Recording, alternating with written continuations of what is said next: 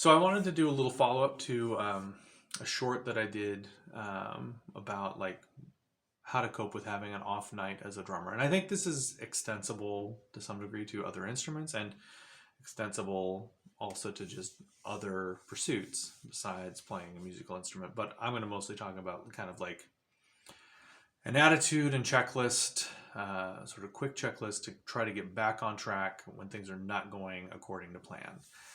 So the first thing, as I said in the short, is to, as they say, embrace the suck. Like just, and all that means is to accept this is happening. You're having an off night. Whatever series of snags or obstacles have gotten you in this position, this is where you are, and you need to like see it clearly and act to get it back under control and reset yourself and give yourself a fresh start and just let the past be the past and focus on what you can do right now to have the rest of the gig be as close to what you wanted as you can. So having that first general attitude is important.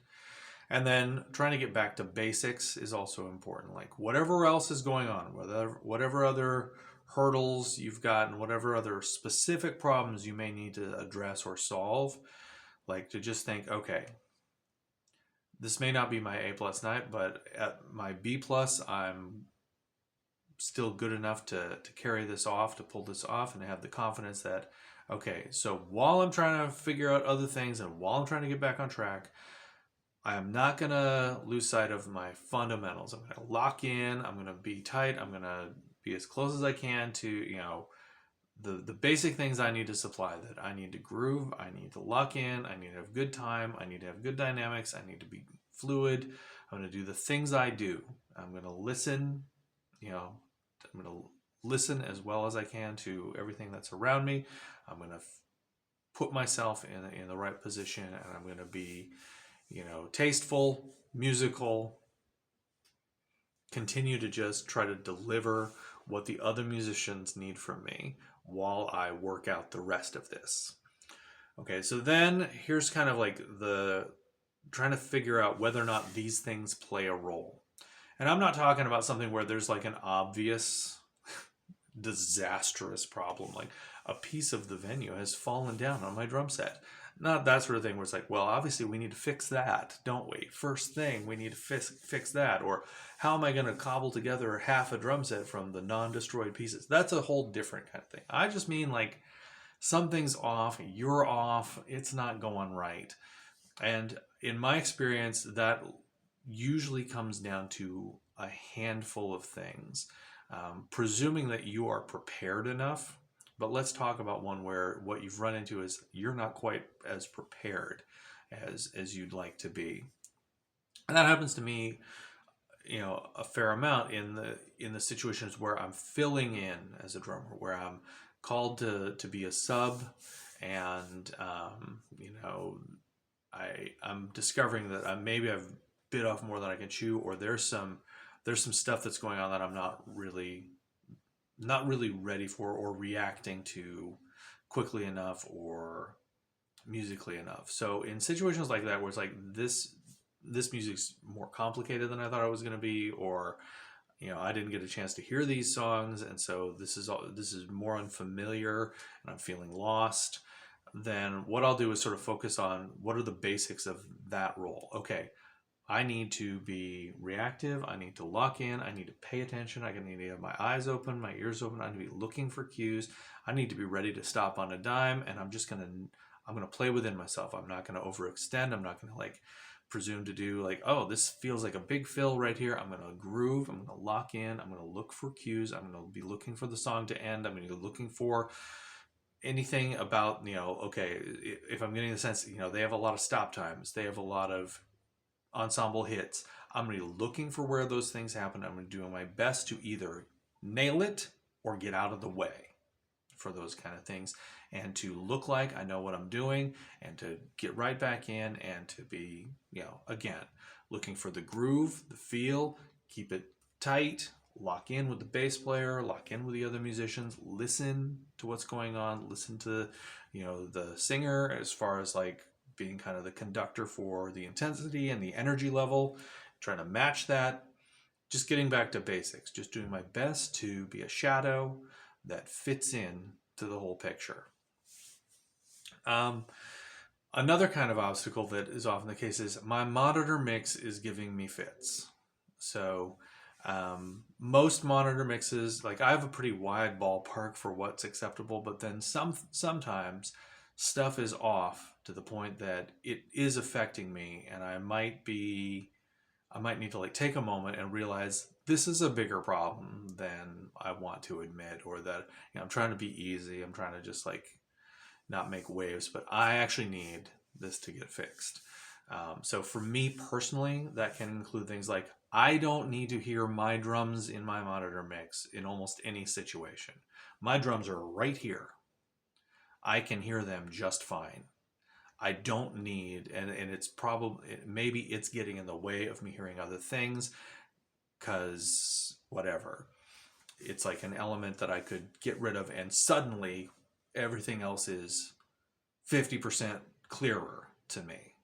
So a lot of times I will just, as a quick instruction to if I'm having trouble with my monitor mix and my drums are in the mix and I've been like tolerating it to this point, I'll just ask the sound person, can you take my drums out of my monitor mix? Hopefully it is something where you have your own monitor mix and that's possible. Or just, can you bring the drums down in the monitors? Because probably on stage, it's probably also true that we don't need to hear the drums as much in the monitors. That's something that's kind of front of house more so than on stage. And then just assessing, is there something I need to hear more of? Is there somebody who I'm needing to lock in with or needing to like follow that I'm having trouble hearing, whether that's the vocals or it's the piano or it's the bass, that I need to lock in with and I'm not hearing enough of it. Just ask and you shall receive, and just do the best you can to articulate what it is. If you've got some sort of in-ear or, it's a house mod, it's your own little monitor pod, it's in a studio or whatever, just say, I need a moment, try to identify what you need a little more of, a little less of, and try to just get it adjusted on the fly and be knowing between songs. First thing I'm going to do is I'm going to turn down this. First thing I'm going to do is turn up this. If it's not up to a sound person to deliver that for you. Next thing I'm going to be looking at is sort of the kind of ergonomics. Maybe there's something off about how my kit has been set up, or it's a house kit that's not the way, that it's kind of, sure, it's a drum set and it's in the ballpark, but there's something about how it's set up that's giving me trouble. So for me, for instance, I'm very short, and I'm comparatively short, and I have short arms, and so reaching for things that I want immediate access to is a problem for me, or having things be too high is a problem for me. Having the stool be too high, not being able to reach. So thinking about, okay, where's my stool in relation to the snare? These are just my preferences. I like the snare to be flat. I don't like it to be tilted up. That creates problems for me, for my techniques, for the fact that I sometimes switch, I sometimes switch my grip from match grip to traditional grip, and then if it's tilted away from me, I'm really going to struggle with that. I use a lot of rim shots and a lot of very specific stick drops, and if it's tilted away, I'm going to struggle with that. Now I know that the second I step up to a snare, like if it's tilted away, I'm adjusting that right away. But I might be thinking, is it like just a little bit tilted and I really need it to be 100% flat? Something like that might make a huge difference for me that I've been like skating by, but it's actually getting to me. Is my hi-hat way higher than the snare? Am I really having to like make a bigger move than I'm used to get my stick back and forth between those? Are the toms too tilted and I really like them to be a little flatter and a little closer? Is the ride cymbal way off to the side? Is it way up high? Are the cymbals like kind of at my eye level, my main row of cymbals, or are they too high and I'm reaching where I really am not used to reaching, and that's throwing me off? Kind of the ergonomics of that. Where's my stool? Is my stool like, are my knees where I expect them to be in relation to the snare? Is the throw on the snare at the position on the clock I like it to be at 6 o'clock, right dead center where either hand could reach it, and throw it quickly as I need to. Is there something? Is the pedal off? Is the kick off? Any of those things? Like, just, is there anything about the spacing here that I notice that just a small adjustment might actually make this feel smoother and might actually get me back to thinking about music and less about thinking about how to move, like having to focus on where my arms go.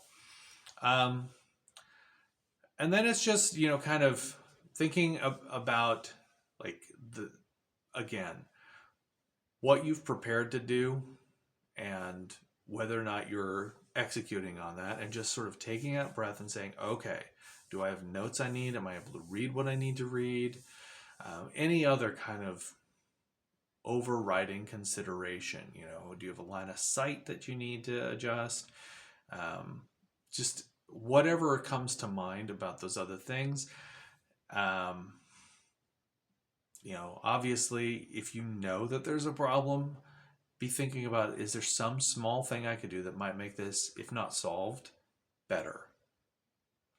And just make it happen. Like, step up and make it happen. And the big thing is, like, it rests with you. Don't make excuses, make solutions. Like, embrace that this is happening, and embrace that it's you, that you can take charge and you can make it better, and you can, from there, assess again and make it a little better still. But to reset, take responsibility,